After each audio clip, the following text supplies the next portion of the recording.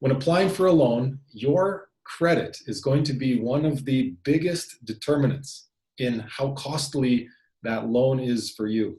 My name is Chad Moore, mortgage broker with Canada Mortgage Direct, and I'm joined with a leading credit expert in Canada, as seen on CTV News and as read in the Globe and Mail, Richard Moxley. How are you, Richard?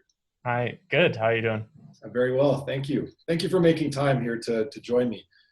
So for our viewers out there, this is going to be for you if you're interested in managing your credit without learning the lessons from the school of hard knocks.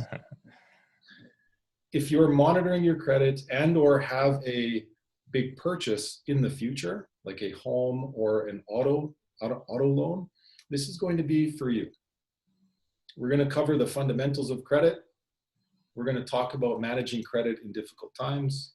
We're going to talk about what options you have if going through difficult times, and then ultimately the road to recovery. Like I said, I'm joined with Richard Moxley, and an interesting fact about Richard is he's been married for 13 years and has 5 kids under the age of 12. How is that going for you? Well, it's going fine for me because I still have access to my office. My wife, a little more stressed. I can imagine. So, yeah. Richard, you can find Richard at creditgame.net, where you can grab a copy of his book there. And Richard helps people recover from errors or fraud on their credit bureaus. And he helps Canadians improve their credit scores quickly and the right way. Richard, thank you for helping. Did I miss anything on the intro that you'd like to plug in there? No, you know everything that's important about me. I've also heard you refer to yourself as the Bill Nye of credit. Yeah, that's one of the taglines that seems to catch on. Okay. Well, let's jump right in here. So like I said, we'll talk about the fundamentals first. So for those people new to credit or really starting to just be aware of, like, okay, my goodness, the credit, help us understand just the fundamentals. So I guess the fundamental would be actually getting a copy of your credit report. The good thing about that is there's many different ways to do that. Some of them are free. You can get them with your bank, get them at Barwell or Credit Karma or Mogo. There's a number of different services out there. Or you can go directly to equifax.ca and transunion.ca and get a copy. So either way, that is definitely the first step, is to get a copy of your credit report. Assuming that you have good credit, even though you haven't looked at both credit reports, is something that can cause a lot of headaches for you. And what should happen and what does happen can be two completely separate things. So it's your responsibility to make sure that you know what's on your credit report. Gotcha. So say I'm looking at my credit report, and it gives me a credit score and everything in there. What makes up that credit score? There's a number of different things, but the most important kind of sections that are on there are really your personal information. So you would want to go through that in detail, make sure that your name is correct and your social insurance number or date of birth. That might sound very basic, but if you don't look, you could have someone else's information on there, which obviously will cause a lot of headaches. And then go through what they call the public records, so any kind of collection or bankruptcy, any kind of registrations on there. And then the meat and potato, if that's what you want to call it, is essentially the individual accounts of credit cards, lines of credit, loans, or mortgages or cell phones that show up on your credit report or are attached to your name. Gotcha. So when thinking of that credit score, I like to explain things as understanding credit as a whole pie. Yeah. Help me understand kind of each of those different pieces of the pie and how they are a factor in your credit score. What's important to know? So it's important to know what actually shows up on the credit report. So knowing that, let's say your rent payment, although it's important to pay your rent, doesn't show up on your credit report in Canada and is not something that you can include on there unless the individual tenant or the actual company is going to register it, but that generally doesn't happen here in Canada. So things that are showing up on there, as I mentioned, as you're going through that, looking at what the limit is, what the balance is, what the minimum payments are. Have there been any late payments? Something that's generally well received or understood by the consumers, that late payments obviously make up a large portion of your credit score. And so knowing if there has been any late payments can be very important for you to know. Maybe if you think you're making the payments and they're reporting that you're not, that's something that you should probably know and be able to fix. Is there a way I can find out when my kind of lending, like my lender, the bank or the mortgage lender, wherever my loan is Yep. there a way to figure out, particularly for revolving credit, when is that information reported to the credit bureau to make sure I'm making my payment on time? So the payment should, like the payment due date should always just be located on your statement or with something that you can find out from your lender. When it actually reports to Equifax and TransUnion doesn't necessarily correspond with your monthly statement or anything like that. So the only way to really know how that is to track it. So if you have a history of or have an account with Equifax and TransUnion, they generally give you the ability, if you pay the higher or the premium amount, to pull it as many times as you want throughout a month.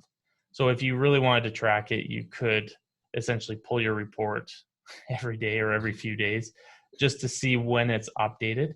Or you could call Equifax and TransUnion directly and ask them when was the last time, like the actual date it was reported, because on the reports it shows what month it was reported, because not everyone reports every month. So they will show when it was last reported, but just the month and the year.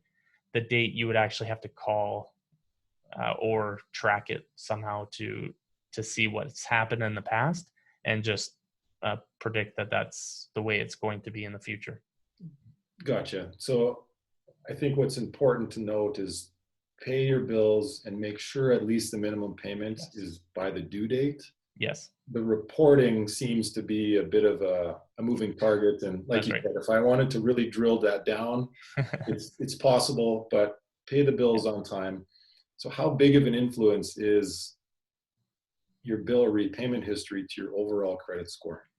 So you can look online and see a bunch of graphs. I'm not a big fan of these graphs because they haven't been updated since the 1980s when it first came out. So a few things have changed since then. Heck, actually, the whole world has changed since last month. So as far as the scoring system, it has been updated and changed many times since then. So if you wanted an actual percentage number based on that graph that's very popular, you could look at 35% of it. I would say that the payment history, and it's hard to really drill down exactly what percentage it comes because it always changes based on everything else that's going on there. For example, to throw out your payment history that's great, but how long ago was that late payment? Was it last month? Because then it really affects and has a way larger percentage on your score. If that payment history was 4 years ago, well, then now all of a sudden it's not as important. And so those graphs are great for basic generic information, but it really doesn't give you what I feel is the real important information. So what I do in my book is I break it down more into categories and which one is the highest priority. Bill payments is definitely up there as one of the higher ones that control the bulk of your score. And not only your score, because we always talk about the score, but really affect your ability to get qualified for best rates and best terms, which, as you know, as a mortgage broker is a lot of times more important than the score. you could have a high score, but if you have a recent late payment, then the banks are saying, okay, well, your score's okay. You pass our benchmark, but what's happening? You can't control your payments. That's a really interesting point. So clients often, or people often check their own credit scores, right? Yep. And so they're getting a credit reading. It might be from their bank. It Mm-hmm. might be from Equifax or Credit Karma. So all these different scores, and then you'll check their credit or I'll check their credit, and there's different algorithms. Can you help kind of what's happening in the industry with that? What's going on? There's a big, we could go through a lot of different reasons why it is, but essentially as I said, the credit scoring system has been really around since 1980, but not really popular until kind of the 2000 range going forward.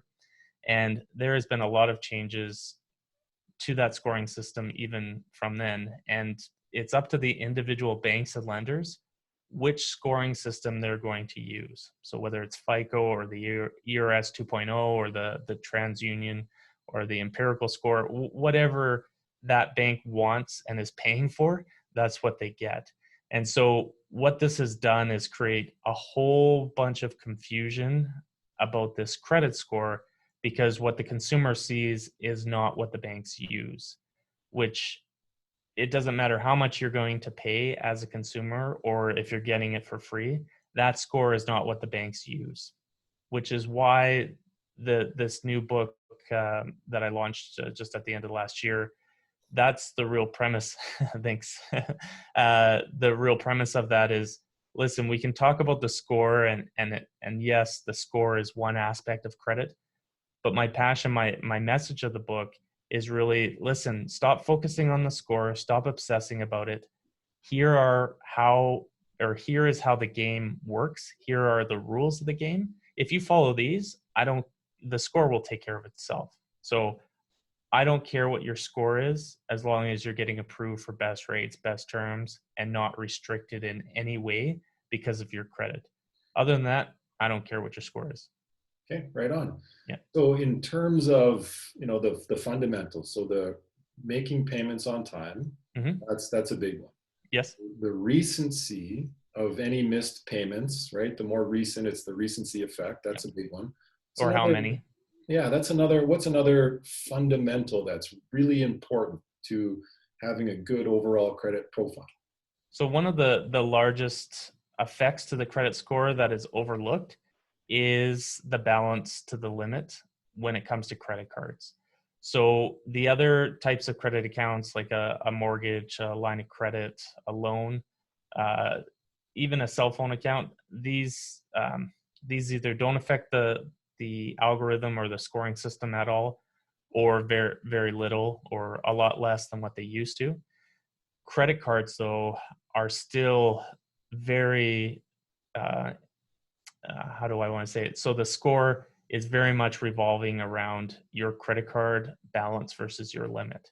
So if you're wondering why your score is so low and you're paying your bills on time, most likely it has to do with the fact that you're getting caught with these high balances, or what I call over 50% of your utilization or your balance versus your limit. Anytime that happens, then the score drops. The higher it is, and the more often you get caught that way, the more it will drop your score. So 50% is kind of what you've gauged as the utilization, where it'll really start to drag that down. Yeah, and there's a lot of different commentary about whether it's 75% or 35%. I don't care what percentage you use as long as it's under 50%. So if you're stuck with 35%, cool, I'm not going to argue with you. The lower, the better.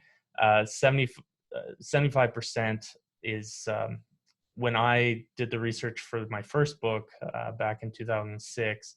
I studied thousands of credit reports, and all of my research led me to believe that really there's not a huge drop to the score until you get past that 50% or halfway kind of buffer. 75%, there's still quite a drop, but not near as much as if you're over 75% of your limit. Gotcha. Okay. So as we go into kind of the next quarter and the rest of 2020. Yes. And, our economy is what it is, and we've got Mhm. this lockdown and incomes are uncertain, right, moving forward. Would you recommend that if available, people increase their credit limit if they're forecasting higher and higher credit balances to retain their score, or what, or just Yeah, keep your balance? if they can definitely get the limit, that will help your credit score, because like I said, it affects the score just as much as a late payment. So if you're maxing out your credit cards in any way, regardless of what the situation is, that will affect the score. So that is something that if you can increase the limit at all, or maybe take that balance and keep it on a line of credit as opposed to a credit card, even if the line of credit is maxed out, it's going to be much better for your credit score. That's a good tip, Yeah. right? That's a good tip. Okay. Is there Plus, it's anywhere? generally a lower interest rate, so it makes budget sense, and also the scoring system sense too. Yeah, yeah, that's great. Now, a big thing is, and a lot of people are being vigilant with their credit, and particularly credit inquiries. Yes. What knowledge about inquiries or what advice might you have for people, I mean, looking for loans or checking their own credit? How does that factor in? Yeah, so this was something that has been a huge shift, because when I first started on the credit side of things, it kind of seemed like not many people knew that a credit inquiry would lower their score. And then now the pendulum has gone to the other side, and now I think there's way too much talk or focus on this. It is one of the lowest hits to your credit score. Not to say that I suggest people to go and credit shop everywhere, but when you pull your credit report with any of these free apps or with your bank on their dashboard, or essentially any time that you're doing it, you can do it every day, all day. If you're a loser, just kidding. If you're like me and love credit, then that's great. It won't have any negative effect to your credit score. Now, the only time it does is when we call it a hard hit. So that would be when you go see a mortgage broker, when you go see a bank, and they're opening up a bank account or a credit card or some kind of credit. So essentially, when you go to an institution and ask, "Can I get additional credit?" that's generally a hard hit. Insurance companies and employers and rent generally fall under the soft inquiries, but the actual requesting of additional credit, that's a hard hit. Lowers the score a couple points. But the biggest thing to know about that, or some of the changes that have happened, is that when you're shopping for vehicle financing or mortgage financing, that even if you get multiple hits within 45 days, it shows up, but it only lowers your score once. Right, it shows Yeah. up, right, only shows up once. I think in the mortgage industry, if there's credit checks, multiple times within a 45-day period, and correct me if I'm wrong, I think that just counts as one inquiry. Yeah, it counts as one hit to the score. However, and this is one of the changes that Equifax is actually going to be launching coming up here in the next few months, is that even on the mortgage side with brokers, you're going to be able to see the inquiry from you, and then the inquiry from, let's say, if you go to Scotia or if you go to TD, they're going to see you and the lender, which will freak out some people, which is why the education piece is so important. Essentially, that will only lower your score once, even if you do it 20 times within 45 days. But each inquiry from the broker or from the bank, you'll be able to see. So that's a change that's coming up. But once again, it will only lower the score once. Gotcha. So there's a distinction. A hard Yeah. hit, a hard inquiry will affect your score, but within that 45 days, you can have multiple inquiries, but still just the one kind of effect. Negative effect to the score. Gotcha. And that's just with mortgage financing and also auto financing. Okay, thank you. Now, I heard you say that that's been a change or that that's coming. Is Mhm. there any other fundamental changes to the algorithm or what the outlook is or ways to be a bit more fair or reasonable when calculating credit scores? Is there anything on your horizon? Yeah, there's some major changes coming up in the summer to the FICO score, which is primarily used by Equifax.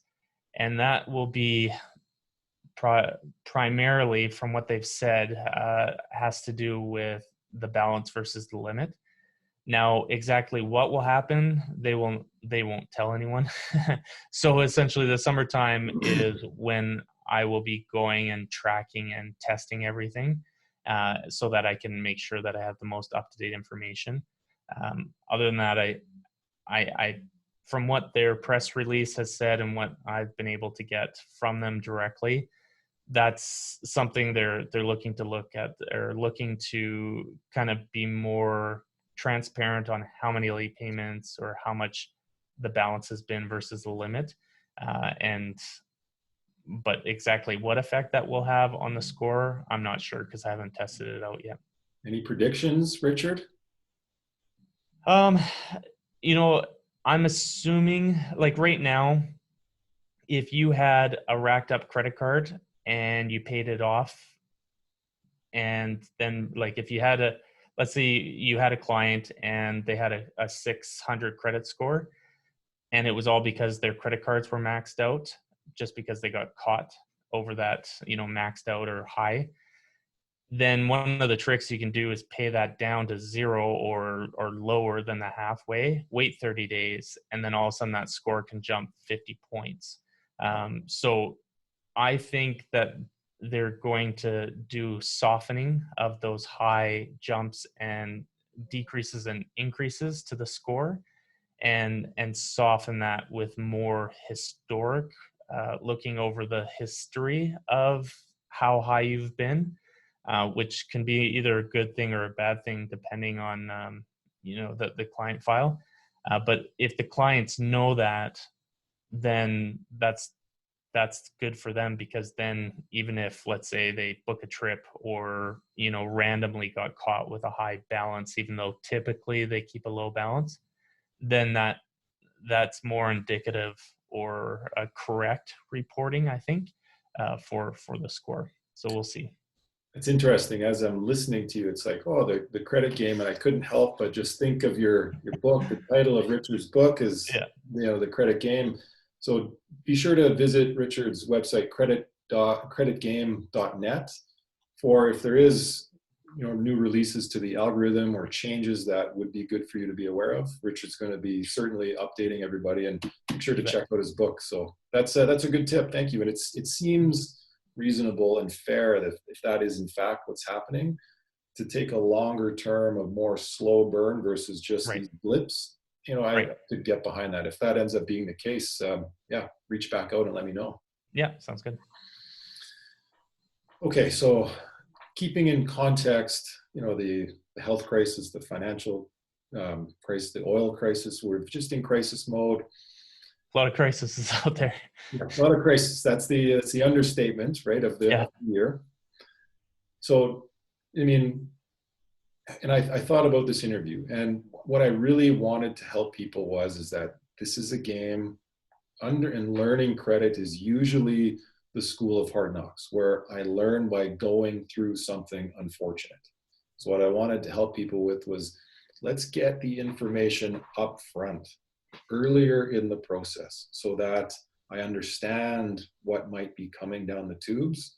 And if I can avoid that with understanding or knowledge or some insight, or to at least dampen the blows in the future, I think that's going to be really valuable for people. So I wanted to chat with you just about your thoughts and the distinctions between a debt consolidation, consumer proposal, and bankruptcy. So maybe start with each, and just a brief, what is it?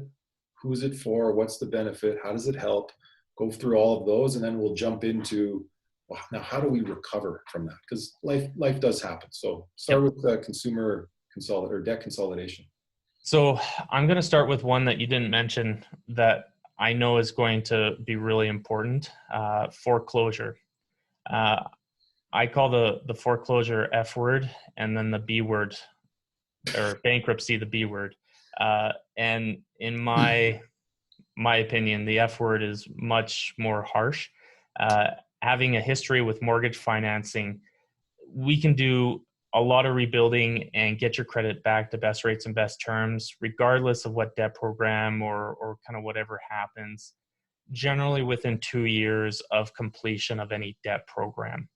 And so the only caveat to that, or caveat, however you want to say it, but is essentially if there's any mortgage financing included in those, or you just can't pay your mortgage, whether it's a rental or your owner occupied, doesn't matter.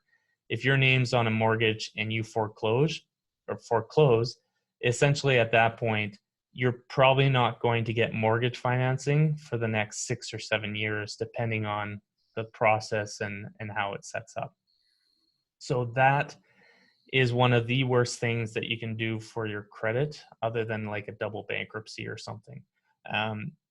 Now, going back to your question on the debt consolidation, that there's a lot of different debt management programs or debt consolidation or debt settlement. They have a lot of different names, but essentially what it is a company or yourself going and arranging or negotiating some reduction of interest, but paying the majority of it back. So that is one way to deal with your debt. Now, this is not to be confused with a debt consolidation loan with a bank.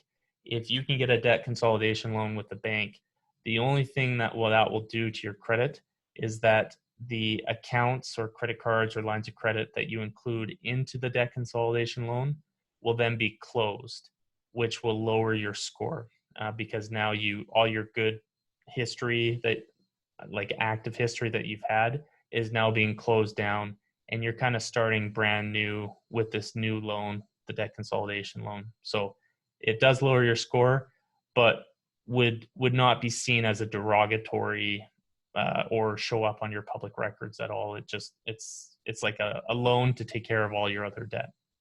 So the banks will loan you the money to take all of your unpayable, like high interest debt, into a larger loan, but the same amount, but ideally a lower interest rate, right? Yes. So it's just consolidating there. Yeah, and it is hard to qualify for. Banks are hesitant to put everyone else's debt on their balance books, but it is an option if you have good credit and the debt amount isn't more than 30,000 ish. Okay. And in that scenario, they would request those other credit facilities or those other trades to be closed then. Okay. Yeah. So consolidate and close, and then you lose that history. On a debt management program, like I said, that really depends on the type of program and the situation. One of my favorites that can be used in that situation is a debt settlement, where let's say you had old collections or one or two accounts that you could pay off, or you have a lump sum of investments or some savings, or your parents or friends or something can loan you money. Then you can take that and settle the debt for 70, 50 cents on the dollar. Wow. And settle that. Of course, that helps you start rebuilding faster, but of course that negative information of going to the collection is not being removed at all. So this works well for people that have had a situation, couldn't pay, like COVID-19, and let's say all of a sudden you couldn't pay. Now it's 5-6 months down the road, you have your income back, you can get your life back on track. That's where you could go back and get a debt settlement company or negotiate yourself to pay a lump sum, but pay a certain percentage of it. Okay, so debt settlement then is with an actual company outside of your bank. That's right. And you'll settle and pay a portion of that with your own funds. That's right. Gotcha. Yeah. Now, is this something you specifically advise people on, is go this path or go that path from a like an independent source? Is this like, Yes. yeah, okay. Yeah. What I've noticed is there are a lot of different ways to help people with debt, whether even if it's just budgeting and having, I used to just do credit and help people on the rebuilding side, which I still have a passion for, still enjoy doing. But I have a consultation where I can go through and depending on your specific situation, run the numbers, run all the pros and cons of all the different debt programs, and then suggest which one, and then you can pick whatever one you want, but you would know all the ins and outs based on how it's going to affect your credit. I mean, yeah, it's important to know, right? And like you said, understanding the rules of the game, right? If Yeah. I was to, and so this is the credit game, and I think it's really nice having that independent advice, saying this path or this path, because so many times when speaking with a lender or an employee of a company, it's possible that they start recommending solutions that are good for them, Right. and not necessarily the client. Yeah. Oh, that's really great to know. Yes. Consolidation settlement. Yep. Now, in terms of credit, well, I guess let's continue on and go through consumer proposal. Yes. So consumer proposal is probably most consumers would hear what it does and think it's the best thing since sliced bread as far as Well, debt people are goes. making their own bread these days. Yeah. So So and not to say that there aren't a lot of pros and cons, but because it's a newer program, it's not offered in the States. There's not a lot of information about it in the consumer's mind, and so it's this kind of this new novelty thing. And so they're essentially what it is. It's I mean, if you talk to a debt person, they're going to say it's kind of the middle stage between like a bankruptcy and like a debt management program. So trustees are the only licensed, federally licensed people that can actually do a debt a consumer proposal, and it is filed under the Bankruptcy Act. So the rules protect you like a bankruptcy, but it's more of a negotiation. So a bankruptcy is essentially, it's all calculated based on what you make versus, and it doesn't really matter what you owe. It may matter who you owe, but the basic thing is if you make this amount, then it's very easy to predict what you're going to pay. A consumer proposal is very much, this is how much you make, this is how much you would get in a bankruptcy. I would like to give you more in as opposed to going into a bankruptcy.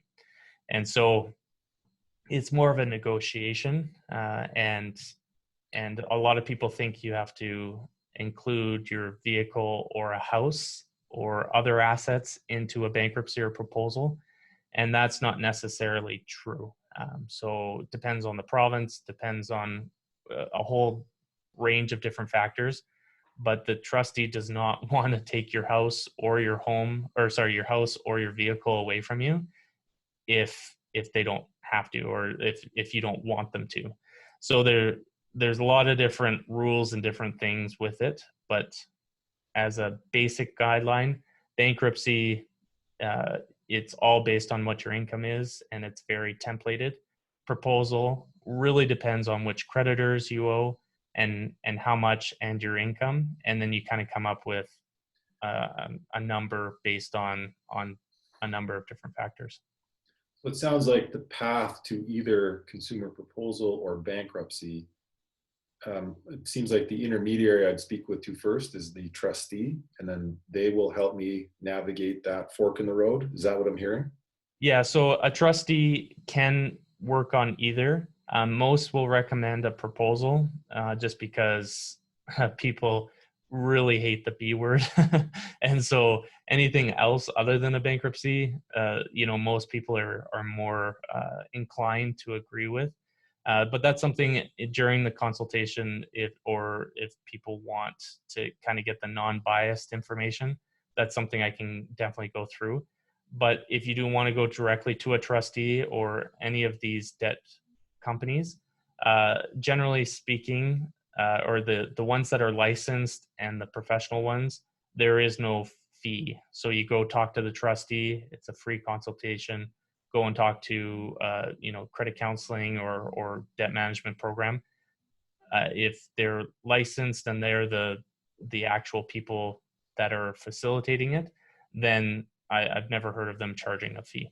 Gotcha. Well, I think in the kind of the timeline of everything, I think the sooner I realize that I'm behind, or I can do some forecasting, whether speaking and budgeting with you, I think the sooner to look at some of these options before proposal, before the B word, right? Before that trustee. So, okay. Any other things you wanted to mention to people just about the options that they have that would be good for them to know upfront before getting into it? I think you said a very important part that most people either overlook or is one of the most difficult parts of the debt, is waiting until they can't do it anymore and they already have garnishing of wages, or they're already in trouble.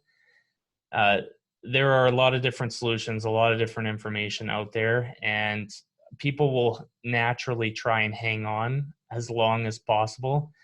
And hats off to them for giving it their all.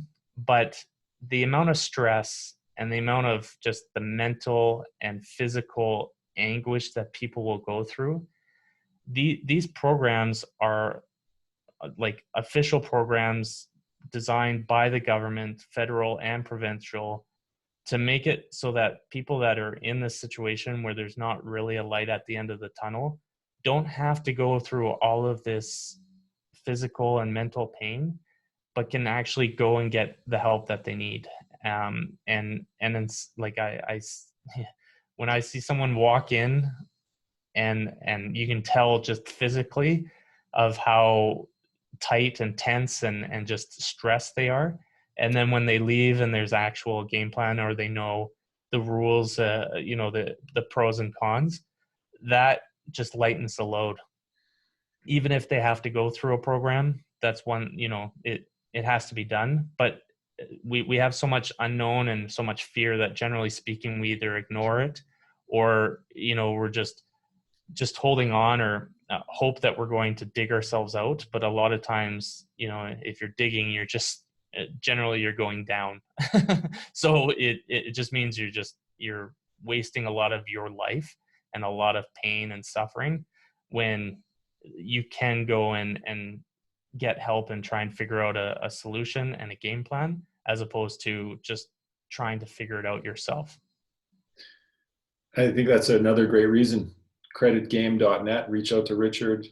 Having that plan, that timeline, I think is very valuable in terms of dollars and emotional dollars, like you spoke about. So that's kind of spoke about the fundamentals, some ideas, right? And then we spoke about the path is, okay, what does this look like? Now we're on the other side now. Okay, let's recover. Yes. Talk to me about credit recovery. What are some tips, tricks to quickly recover? What happens?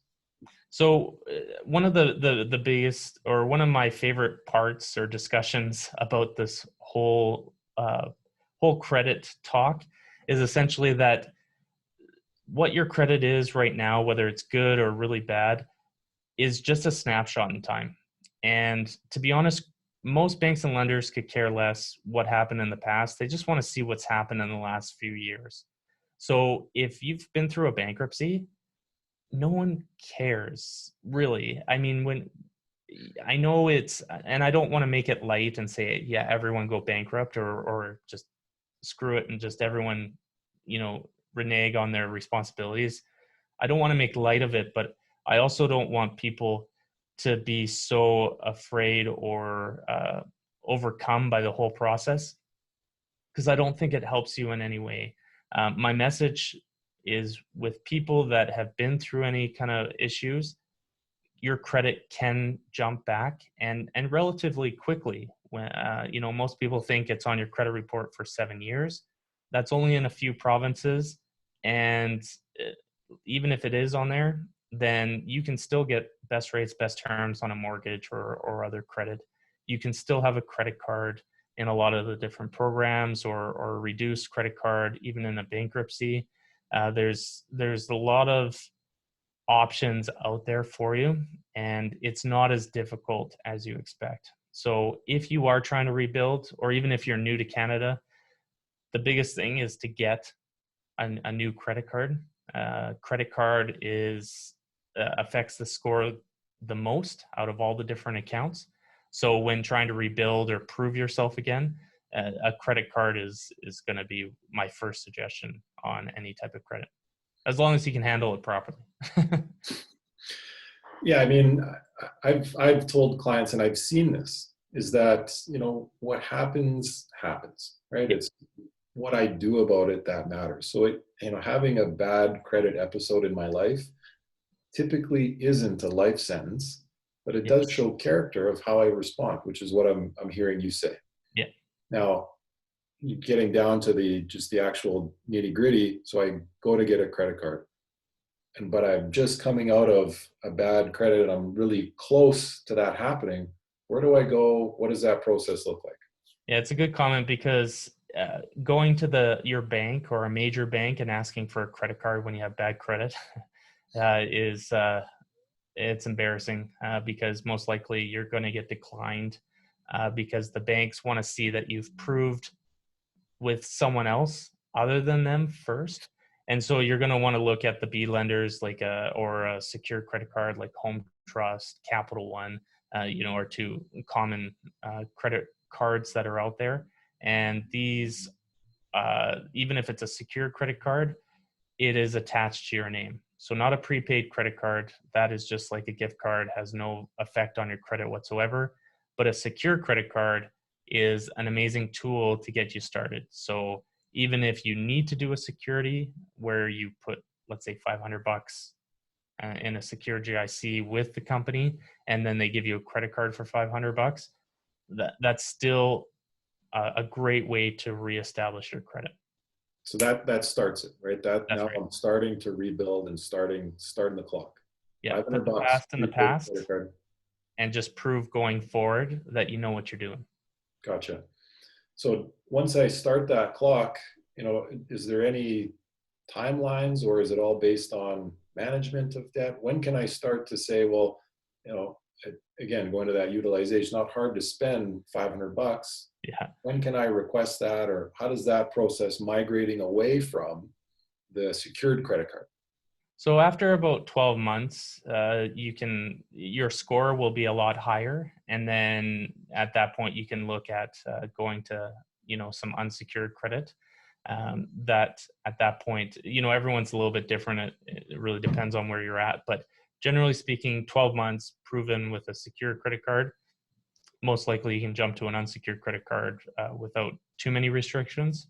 Now, once again, with the banks, it really depends. Some banks are a lot more lenient than others, but it's one of those things where if they decline you, don't take it personally. You just got to go maybe to another B lender on the unsecured side and see what you can do. What banks, in your experience, have you found a little bit more lenient? So like more of the credit unions or treasury branches, and like for Alberta, ATB is great for their secured credit card. So as long as you don't owe anything on your credit, like any outstanding balances, they will take a look at a secured credit card for you, and then they will look at unsecured credit down the road. So ATB does the secured and unsecured. So that's one. Generally, the credit unions or the smaller companies are a little more lenient than like a major bank. Now, say I get approved in the credit recovery example, 12 months of a secured credit card, then I go to ATB and they give me an unsecured credit card. Do I want to keep that original secured credit card open, or is that now close that? What are your thoughts? How do you navigate that? So until you get the major financing that you're rebuilding for, I don't suggest closing any credit that you get. Even if you need additional credit or you finally get back with the major banks, I still wouldn't close that credit until you've had the bank or the credit that you want to keep long term for at least a couple of years. Then it's well established enough. You can close the other accounts if you want, or you don't have to use them a ton. Just use them once every 6 months, keep them active, and then use the other cards for, you know, more of the transactional purchases that you use on a regular basis. Gotcha. Well, I think that was everything we set out to talk about. I don't know how long. Now you don't have to read my book. Yeah.